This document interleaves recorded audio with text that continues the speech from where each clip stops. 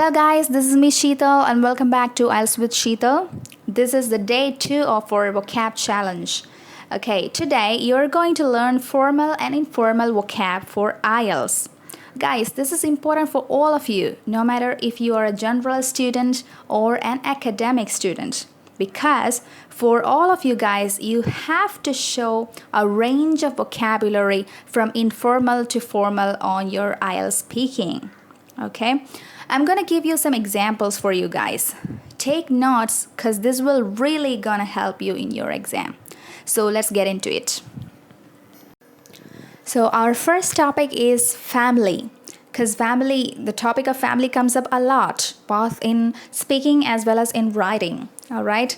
So one term related to family is relatives. Okay, students use this term all the time. So relatives means everyone you're related to.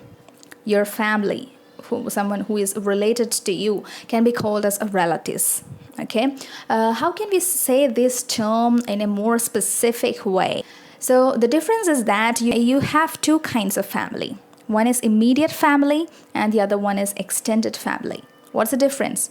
Immediate family means all the members in your family, your kids, your parents, your brothers and sisters. All this comes under the category of immediate family. Then, who all are this extended family? Extended family is everyone else. That is your uncle, aunt, cousins, and everyone else comes under extended family. So these are awesome specific vocabularies that you can use in your speaking as well as in writing. All right? Then, instead of saying brothers and sisters, you could say siblings. Okay? Brothers and sisters, you could say siblings. What are the alternatives for the word children, both informal and formal? Okay, this topic could come up anywhere in the speaking part, maybe in part 1, 2, or 3.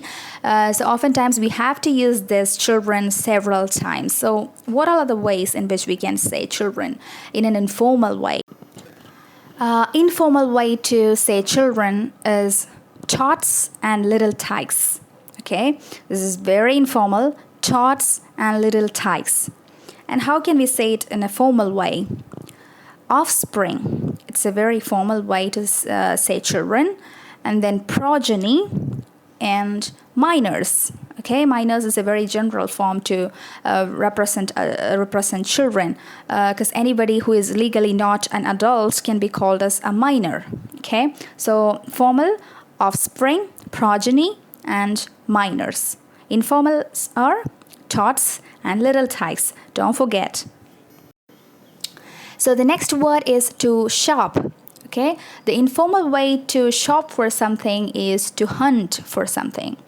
Okay, that's very informal. Say for example, I need to get some running shoes. So I think I'm gonna hit the stores and hunt for some running shoes. How can we say it in a formal way? You know, guys, to say formally means that you have to extend a sentence with a longer phrase for a simple thing, right? So similarly here, instead of to shop, we can say searching for merchandise to purchase, which is very impressive than just saying to shop. Okay, remember you guys, the examiner will always look for both informal and formal sentences in your answer in order to give you a higher score, that is a band score above 7. So you should be careful about using both informal and formal language in your speaking. Okay, you always have to remember that in part 1 and 2 you have to use a range of informal vocabulary, and in part 3 you have to use formal language. All right. Our next topic is money. A lot of students have a confusion whether we could use the term bucks instead of money, but that's totally fine in part 1 or 2. But in part 3, we want to be more formal.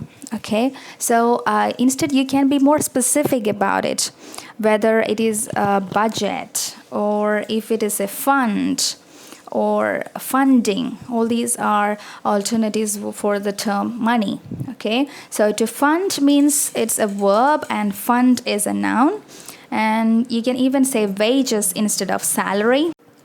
Another awesome way to say in part 3 speaking and writing task 2 is financial resources. It's an awesome paraphrase instead of saying just money. Okay, so try to learn all these high-end synonyms instead of money in part 3 speaking. Okay, now let's see how can we use this in informal way.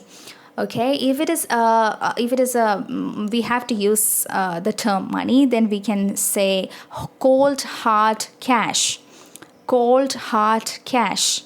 Okay, and if you want to say a lot of money, then you can use wads of money. Instead of a lot of money, you can say wads of money. WADS, wads of money. That's a very informal way, a slang.